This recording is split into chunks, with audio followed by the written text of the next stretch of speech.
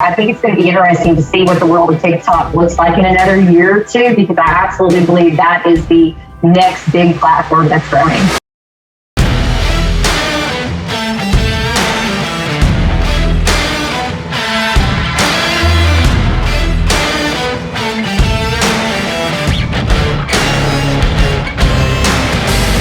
What's shaking? Welcome back to All In. Today we have part 2 of 2 on an amazing guest that was on, and she's brought a friend today from Eastern Tennessee, a friend, a colleague, because this is Amanda Poplin. If you listened to part 1, that's awesome. If you didn't, go back and listen to it after you finish this one, because both of these episodes are amazing, and share these with tons of people. That's what we ask, because that's how we grow. That's how we continue to impact even more and more people and help out this amazing, amazing world we lived in. We lived past tense like we're dead. Maybe we are, but hey, Amanda Poplin, welcome back. Hello. And Jennifer Willard, good to see you. Thank you. It's fun. I got the Eastern Tennessee part right, didn't I?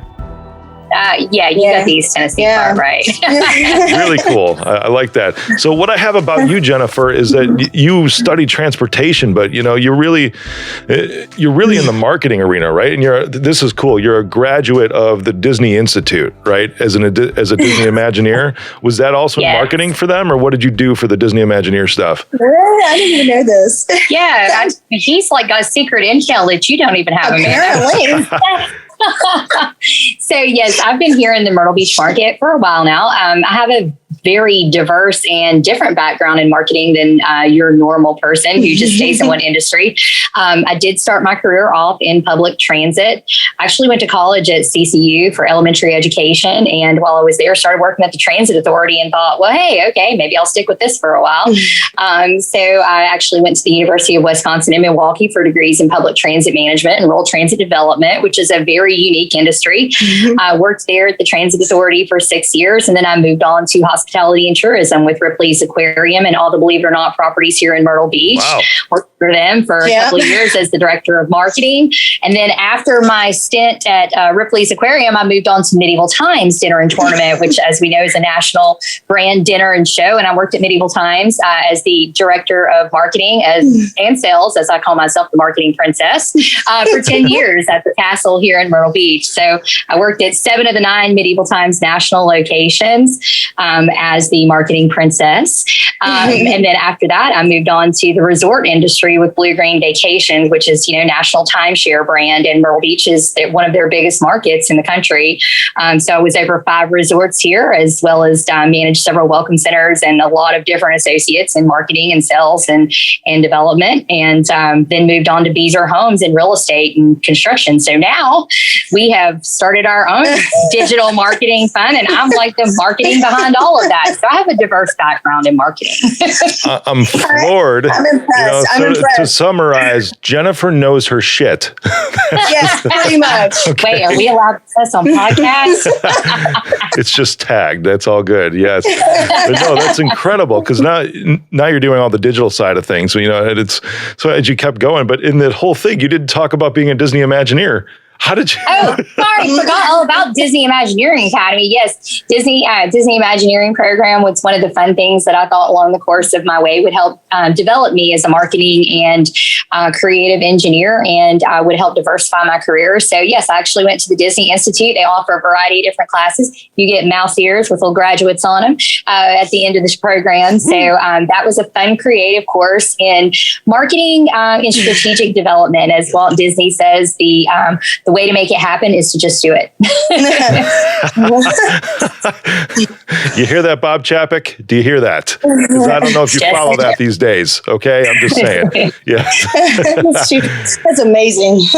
I'm a big Walt Disney fan too. Yeah, me too. That's why we just called out Bob, because I don't like him.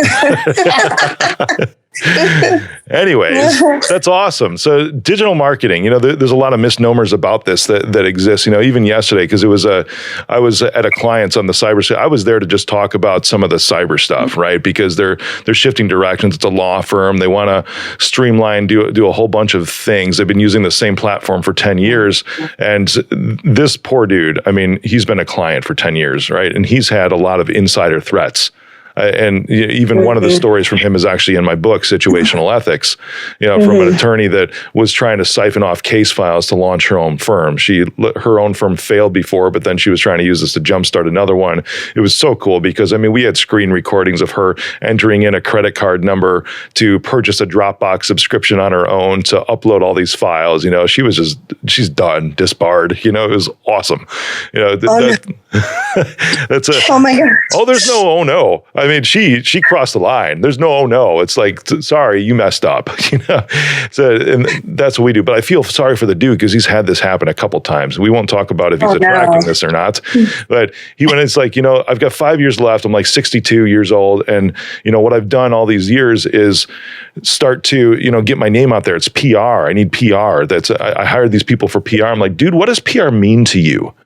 And he goes through this long 10-minute explanation of stuff, like leaning over, talking quietly. I'm like, I thought you were like a wolf in the, in a jury trial. Come on, speak up. That's what I'm thinking while he's doing this, right? Yeah. And but then he's like, I'm like, so to summarize your 10-minute rant, you receive referrals from colleague attorneys that generate you revenue.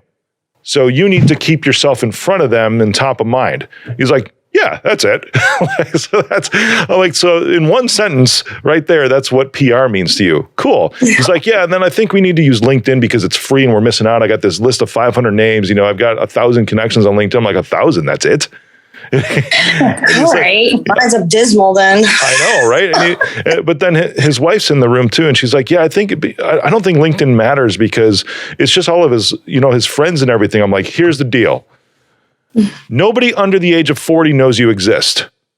Because that's what the people that you want, that's great because all of your peers are your age, man, and that's okay because you've got good friends, but they're in like their years to where they're thinking, I got 1 year left, 5 years left, 2 years left in this. I'm like, everybody under 40 are people that can look up to you and be like, oh man, I want to be like you someday. And then they're going to refer cases and make money because they keep, as personal injury, he keeps a third plus case expenses, right, of the settlement. A referring attorney keeps a third of the third. So they still make money.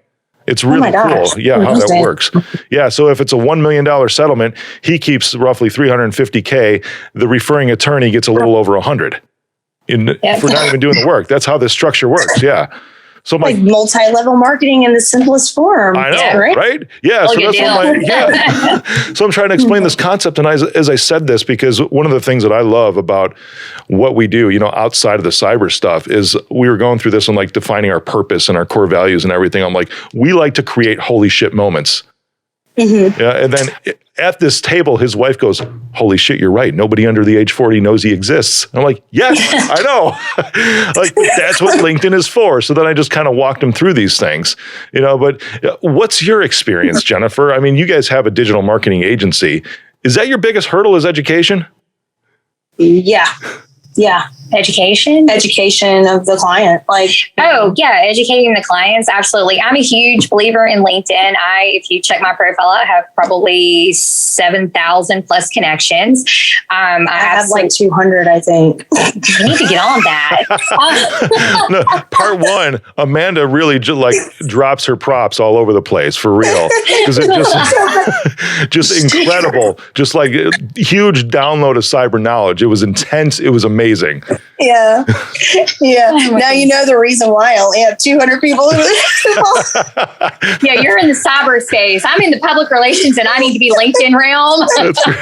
If you go watch that one on YouTube too, because Amanda came on episode 1. Because Amanda came on like totally sweaty, like just came in from a run or something like that. Popped in her AirPod. She's like, "All right, Rick, let's do this. Let's go." I really was sweaty. It was horrible. Jennifer, thank you for letting us have some fun. Please continue. Yeah. Absolutely. But I think that educating our clients on the values of a variety of different marketing channels, not just LinkedIn, but every marketing channel that's out there is absolutely a challenge. A lot of people just do not understand the value of LinkedIn and of what it can do to bolster your career as well as your identity. In fact, one of the things I did while I was on Coronation last year was worked on my LinkedIn profile. And it was awesome. I was adamantly making connections, doing online training through LinkedIn, as well as a lot of posts and, just connecting with other business entities that I could gain knowledge from. That's awesome. Yes, it's really the B2B platform. So from digital marketing, do you get into LinkedIn at all, or are you mostly on like Facebook, Twitter, Instagram for what you do for your clients? For the clients, it's mostly Facebook and Instagram. Yeah. I mean, and we always strongly recommend LinkedIn, especially for that B2B connection, because as you said, it is a B2B platform. It's not necessarily the same as trying to connect with consumers on Instagram. But a lot of businesses don't understand why it's such an important platform to be on as well. I mean, there's validity to LinkedIn, and there's validity to the connections and the business relationships that you can garnish from LinkedIn. So, but most of our clients don't recognize that, and always, it's Instagram and Facebook, which are obviously the two most popular platforms. They are. How has the landscape of Facebook and Instagram changed over the past year? Because I got shadow banned like 3 times last year on Instagram, because what's that face for? I don't want to know what you were posting. It might pretty hard to get banned. Opinions, and I got action blocked a few times also. But no, I filmed a movie, Liberty Lockdown. And it was a documentary during the pandemic. This is what I was doing. Besides on the weekends, it's bad for me to be stuck at home. This was April. I was stuck at home. I'm like, I bought timeshares and clothes online on the weekends in April. Like, I got to get out and do something. So I made a movie, right? I made a movie, Liberty Lockdown, all about government overreach. And the inconsistencies of response with, hey, dude, who's in the background? I saw a dude walk by. Hi. Yeah. In the background. Hey, Carl. What's up? Good to have you on All In. Hello. I know. But why I got shadow banned was because of this content, because we were promoting the film. And the film was about government overreach. So everything started getting tagged with that little CDC, disclaimer. And we weren't even talking about the virus. That's the thing. The movie wasn't even about the virus. It was about the government response to this entire situation. But that's what, I mean, even with ads, with dollars that we were spending, it was only showing my paid ad revenue to my existing following, which was stupid. You'd look at, the insights and it would say 100% were already following Mr. Rick Jordan on there. Yeah, I'm like, wow. Son of a bitch. What a new people. Then I got action blocked and all this other stuff. But there's rules, right? There's these unspoken rules. So what have you seen around this, and how do you play nice to where you get results for your clients? We've never been banned. Hey, we're doing something right if we're not getting banned. That's awesome. I think staying away from politically hot topics and other things like that keep you out of the banned realm. In any platform that you're using. There's analytics and features in there that automatically just pick up on certain words, no matter how you use them. It's a flagged word, and then all of a sudden you're on you're going to get banned list. Right. So I've definitely seen a lot of changes, but most of the content that we post is not necessarily related to any social or political ties. So I think that's probably one of the reasons we haven't had a lot of banning or flagging on any of our content. Well, that's good. So what have you seen from a success point? Because do you have a specific industries you typically work with? We work with all. Yeah, I mean, we work with a variety of different businesses, from e-commerce platforms, from leather stores to CBD to water sports to so we've got everything from attractions and retail to other types of businesses that are just online. And I think that as far as the ads, as long as we create dynamic content that doesn't cross those lines into the political realm or doesn't include other things that are hot topics, you don't get banned. So, are you saying I did something wrong by just saying, "Hey, this is what I'm..." Maybe. I mean, they do have that. They do have the checkpoint now. Like, so when you go to it, and there it will say, "Is it a sensitive topic? Please pick it." I mean, maybe that's what's kind of like giving it, because you're trying to be honest, I guess. So maybe that's what ticking the box might help it get Maybe. I don't know. shut down faster. Yeah, it's from what I saw, and I'm just trying to stir the pot a little bit because I understand that straight up that those are not the platforms. If you want to have awareness or reach people, those are not the platforms really to have that, unless you're part of a legitimate political campaign or something like that. To where I'm sure those pages, those profiles have very special treatment. Versus an indie filmmaker that's putting stuff out there to the public for just to try to bring some truth to the world. Well, if you didn't notice on the politics this last year, everything started popping up with the, have you gone to vote and all of those kind of things too. So Facebook has definitely changed the dynamics of how they try to engage with consumers and people using the platform from a political standpoint too. I was tired of seeing the notices. Did you vote yet? Well, None of your business. Okay, it is a generation that does eat Tide Pods. So yeah. Well, I think all babies leaving the hospital should get their own iPhone. So Oh, so with you on that for real, because now my twins you can track them, they can talk to you. Yes, right on. My twins are 14 years old, and they got their first iPhones when they were 7. So 7 years ago. Yeah, really, really young. And I was a good dad too, because I waited until they were 13. And then I'm like, hey, for your 13-year-old birthday, we're going to get you Instagram accounts. Let's get you on there, Make you popular. Yeah, right on. But I mean, I even, talk to them about posting consistently because the algorithm needs to depend on you in order to show your content out there. I look at the hashtags, all that. And then at some point we can do things because they're awesome. I mean, they see me, they see all our guests on the show and everything, and they get ideas. I mean, my son has a business plan already. My daughter has a business plan. Actually, my son has like 3 different business plans already that he wants to chase after at being 14 years old. It's really cool. But I'm like, hey, that's impressive. Thank you. They're awesome. Yeah, it's just impressive to see kids with goals. I mean, and especially business plans. I mean, that's great. Did they write it in cursive? Yeah. No, type. Google Docs. Yeah, that's It's true. We need some legal Zoom, Amanda. We outsource what we don't care to do ourselves. There we go. Right. Yes. Well, that's how it goes in it. Yeah. But no, they got on Instagram and they're doing consistent things. It's just a typical, 13-year-old, 14-year-old account right now.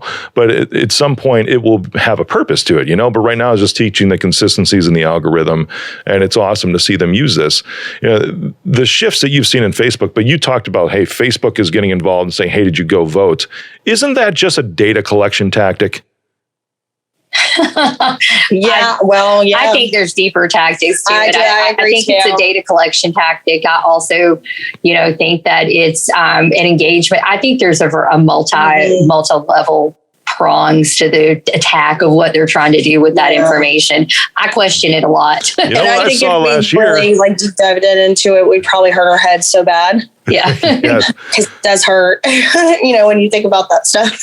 We'll get to the logistics after a little bit of a rant here about what you do. But okay, on this did you vote, right? It was about a month or 2 before that. But another thing I saw on Facebook, it was asking me, it's like, hey, how are you feeling today? Are you experiencing any of these symptoms?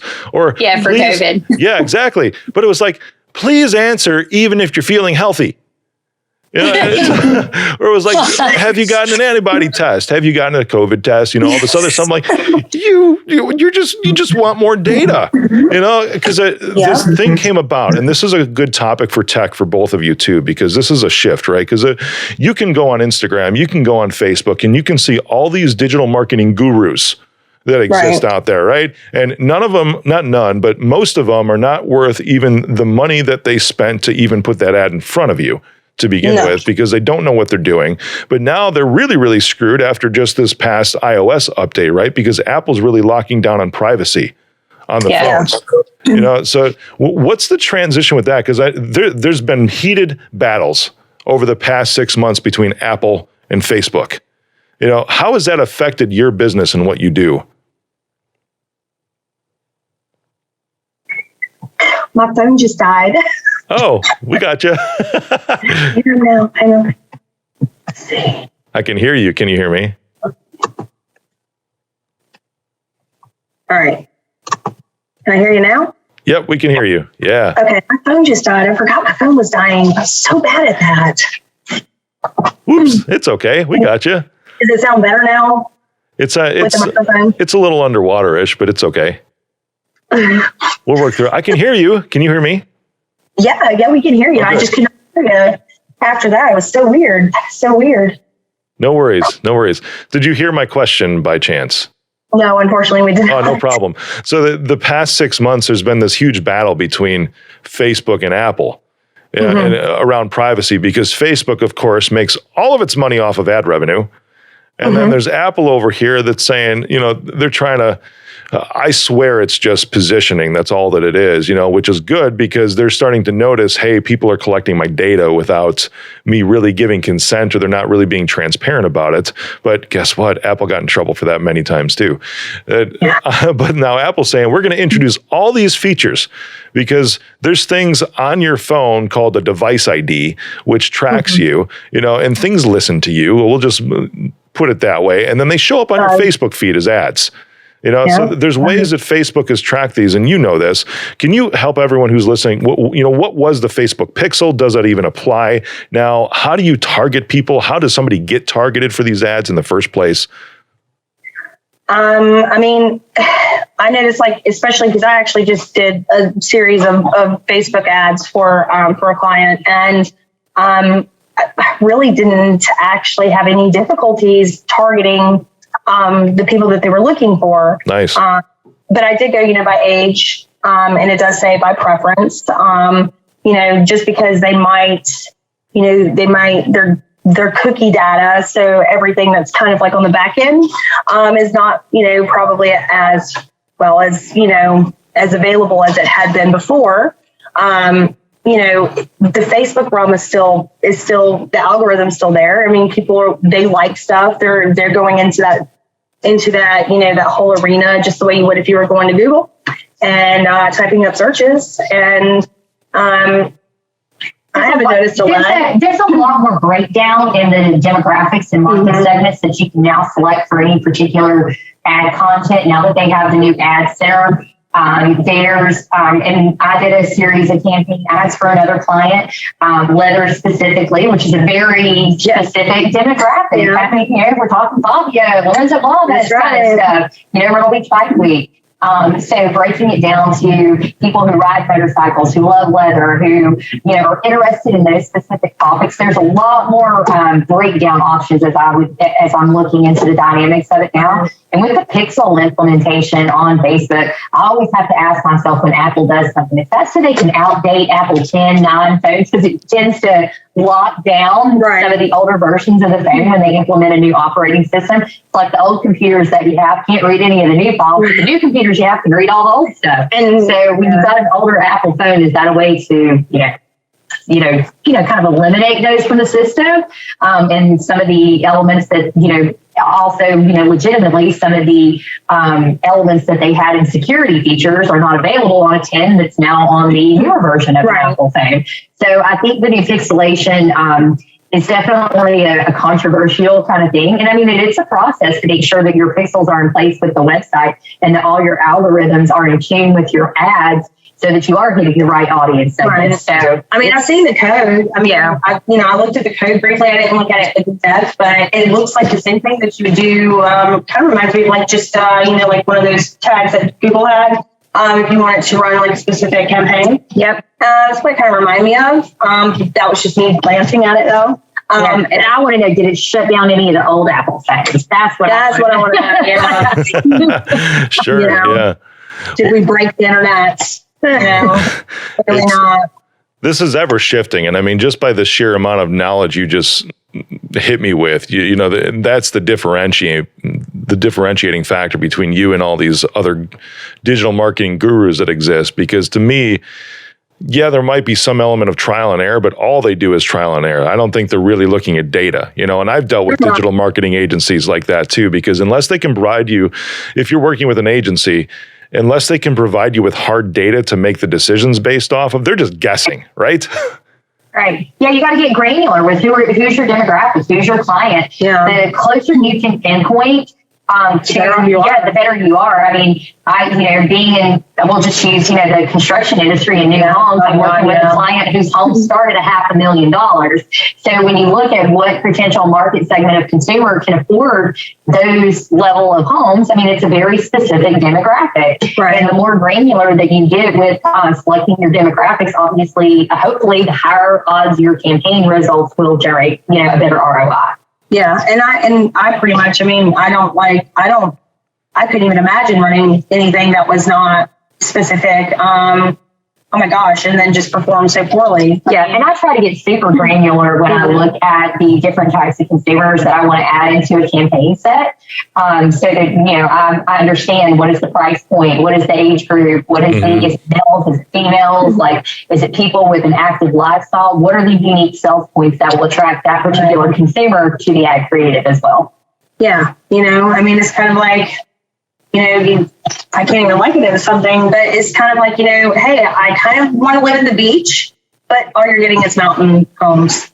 Yeah. And, so, I love geofencing as well. I still think that's just, it's just such a unique thing. And I don't think those have suffered really since, with that secretive tracking. Because in all fairness, it wasn't like I knew that Bob Barker was like sitting at home in his underwear, and that I know that he likes, eating, ho-ho cakes or whatever. Covert operation. Yeah. It wasn't like I could get down, you could get down to that. I mean, everybody had an identification number. It's not like I have a secret book that had it all, had everybody's tracing number, But, Google, the analytics, they did update to the G4 property. So that was rolled out in beta, I think, at the beginning of the year. And then, so now they're just automatically converting all the sites, over to that. I feel that is a better data set than what the previous one did. And that's supposed to adhere to, to all the security regulations and, it's privacy. The one thing I do miss is my news popping up on my Google Chrome. I've got to go fix that. I mean, got to get your news.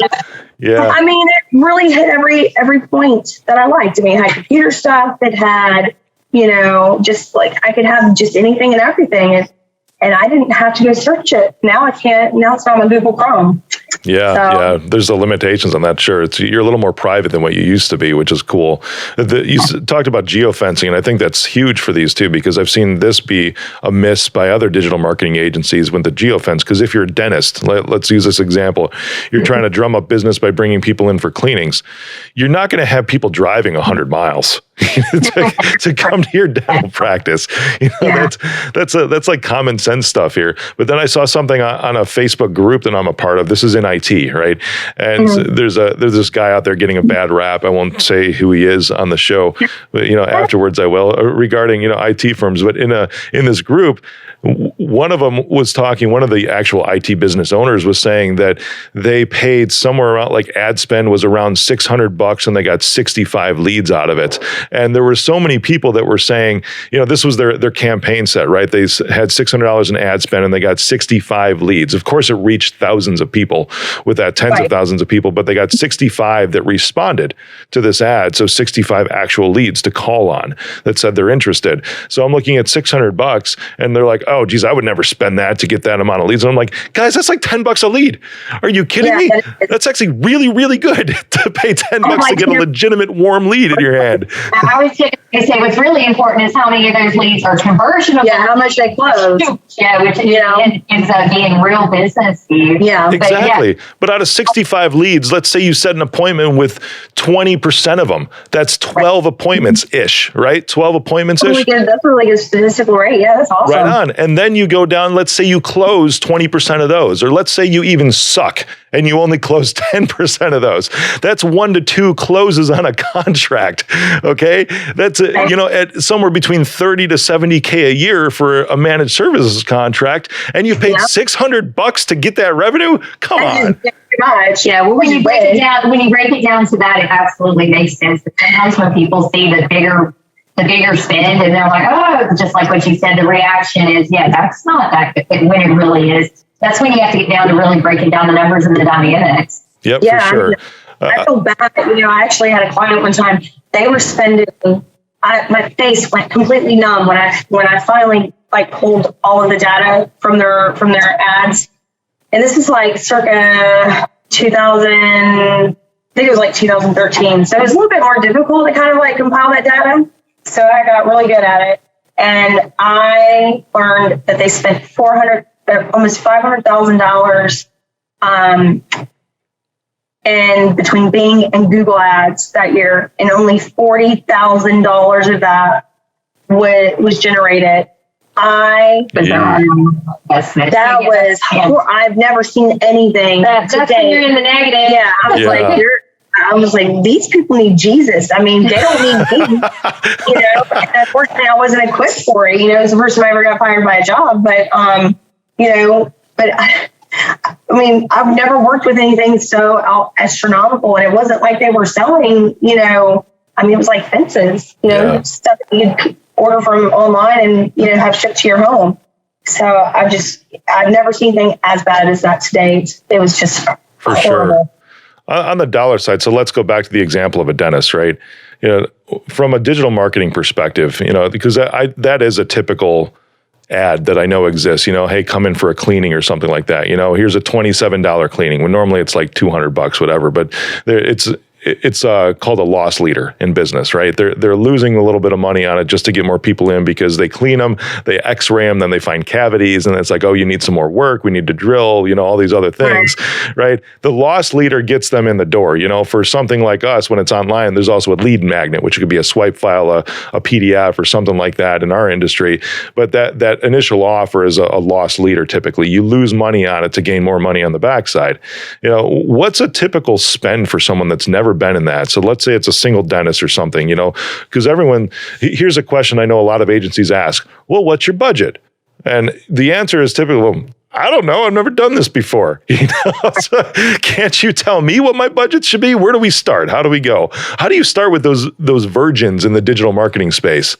So pretty much everybody that we have ever worked with. Well, as I always say, it depends on how much full throttle you want. What's your level of expectation? I mean, if you expect us to reach 10,000 people in a day, then you have to have the budget in place to reach 10,000 people in a day.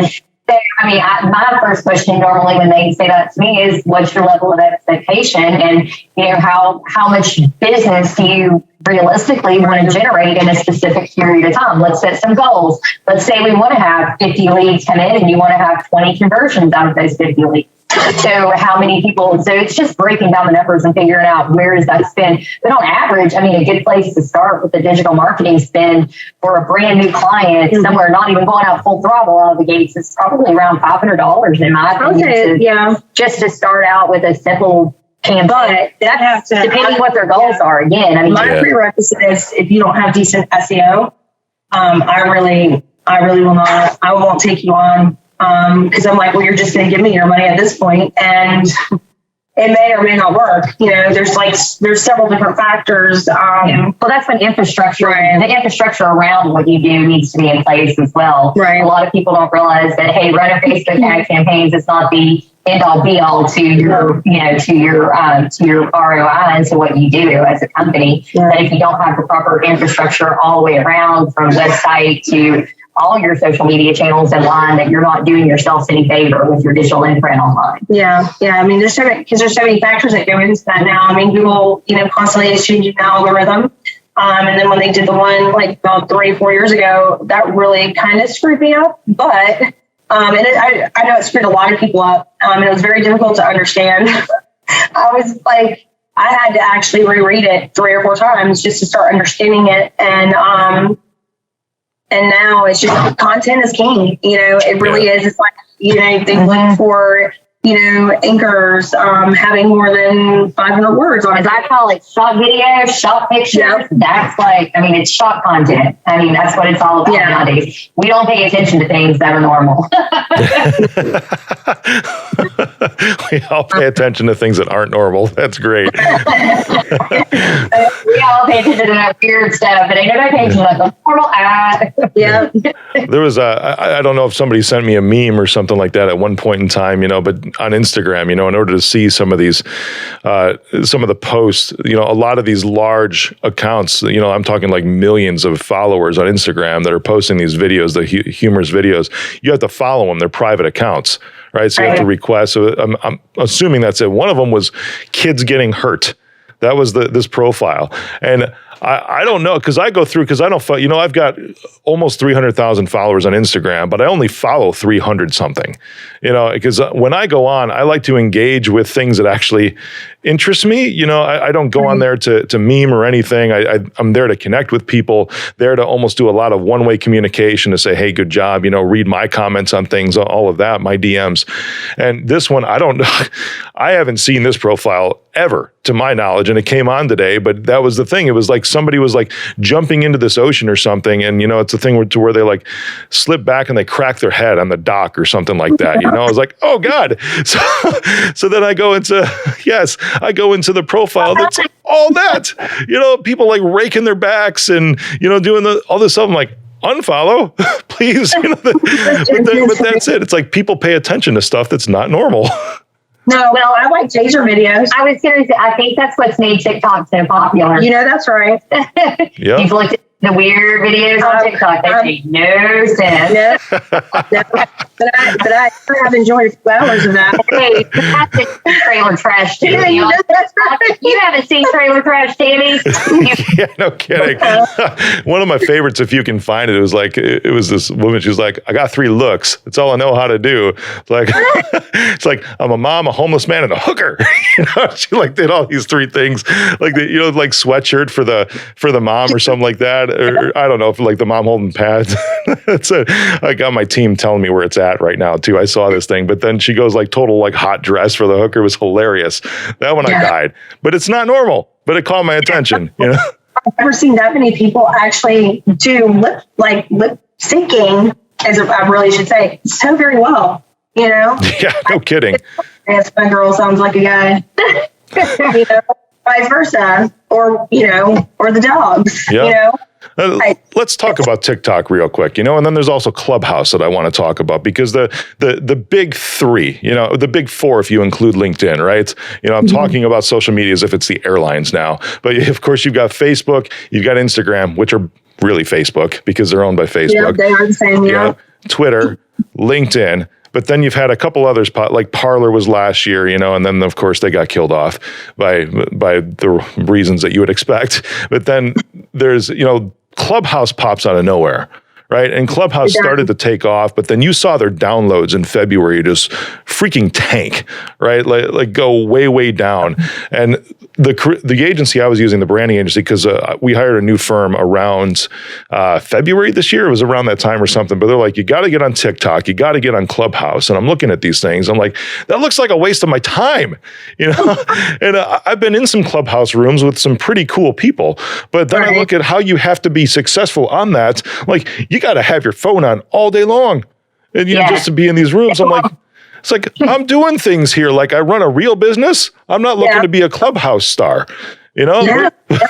So what outcome are you looking for here? And that's another thing. But where are those going? Do you see? Clubhouse is a big one. There's been big articles in entrepreneur.com about that.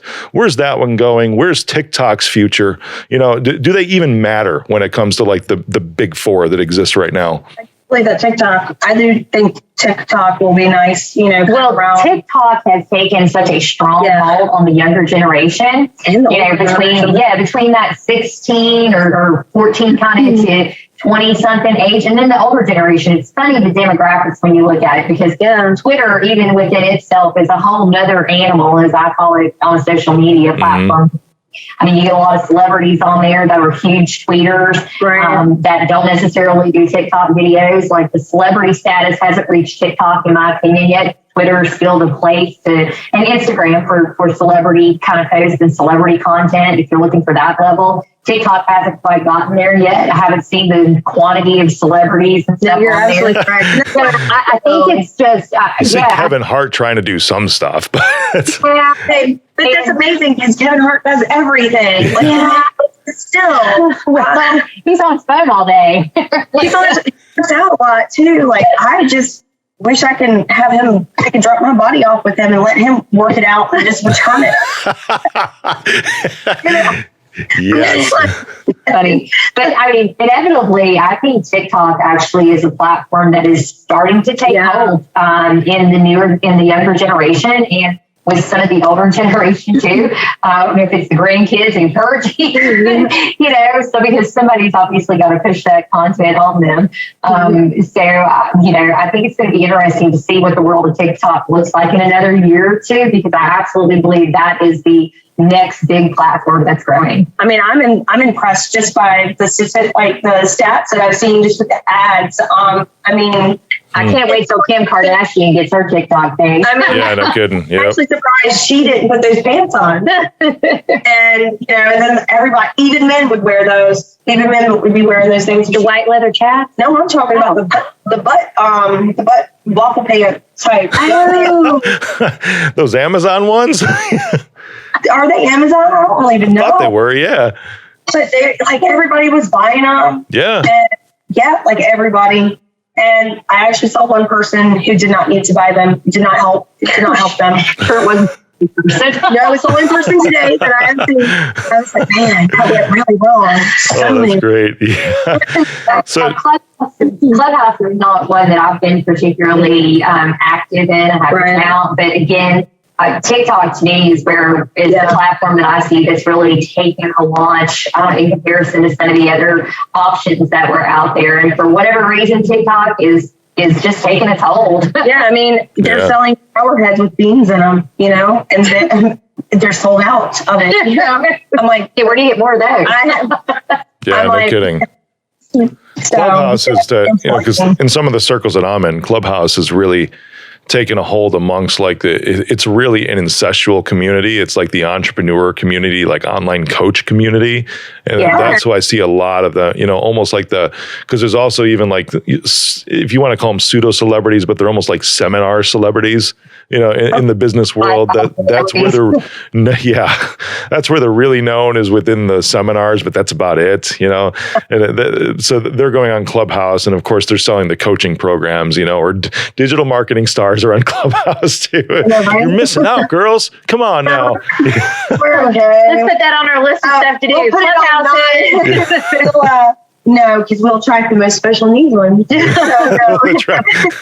Actually, that's a good point too. I mean, because maybe we can end with this too, because it's how do you determine who you want to work with? Because there's somebody out there for everybody. Hey, you like that cliche, right? So some people will go to these gurus and not get any results, but you've got to be selective with who you work with, right? Yeah. I'm way more selective. We're so selective. We only accept a special clientele, and they have to have the worst things have happened to them in the whole entire world. Oh, and they show up broken. And they're broke because they spent hundreds of thousands of dollars, and they want us to make miracles happen with half of that, maybe a third of that. Yeah. So are those the ones you turn away, or are those the ones you take in? Sadly, who takes the man? She's worse than me. That's why I was like, we can't.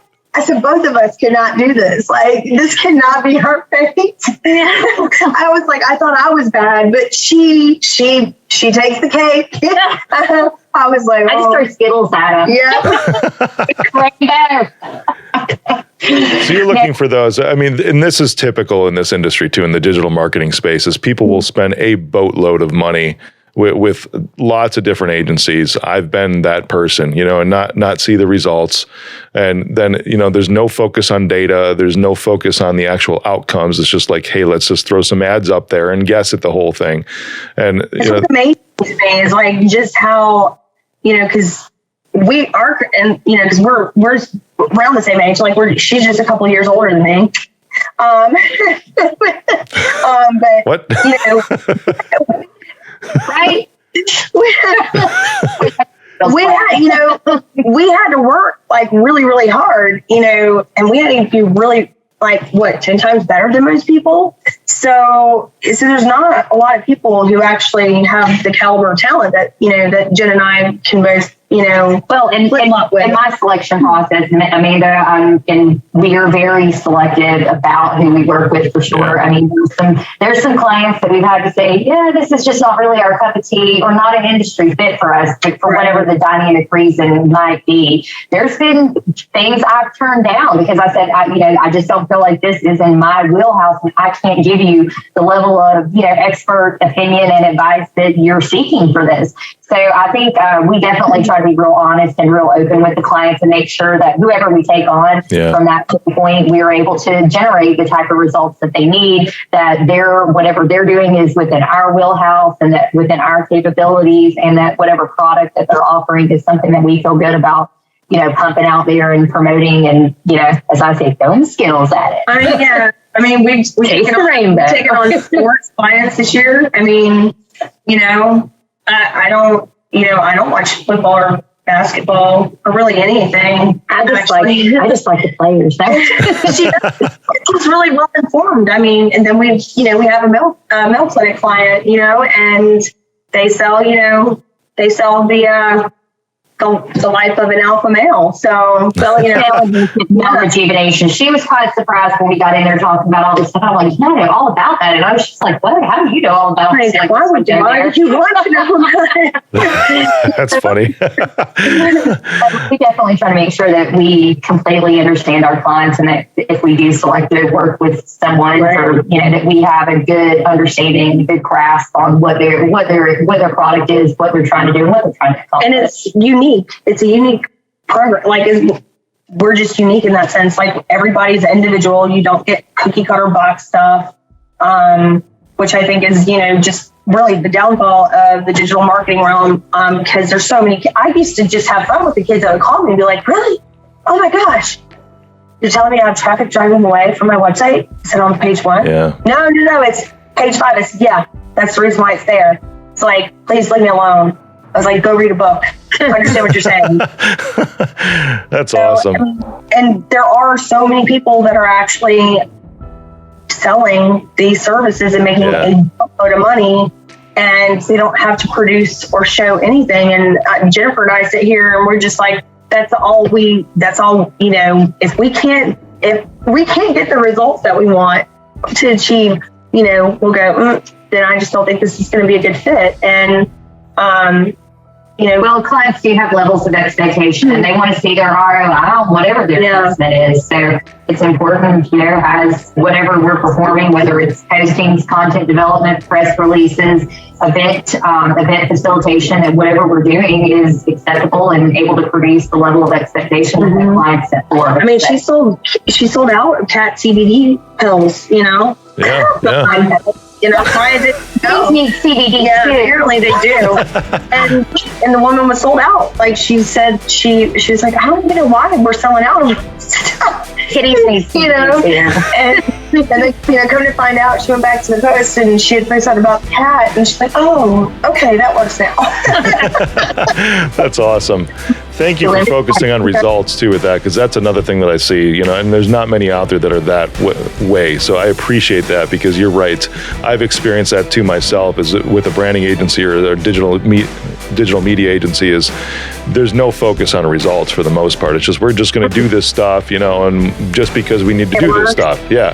It's cool. Yeah. What's the outcome? The outcome's what I'm going to dictate here, because I'm the one that's paying you to do this. What are my expectations? I love that. Thank you both for being on, Amanda and Jennifer. Thank you. Yeah, good to see you.